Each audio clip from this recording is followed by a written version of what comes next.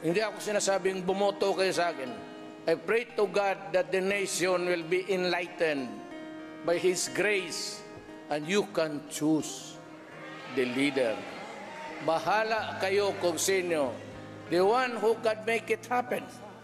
If yung dito sa Katmorte, and they can make it happen, I suppose.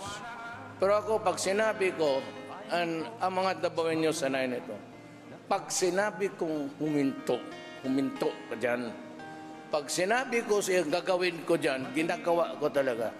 Even at the expense of sometimes. Well, it could be at the expense of honor, or the prestige, or the presidency. Wala akong pakialam. Basta ako may trabaho at gagawin ko.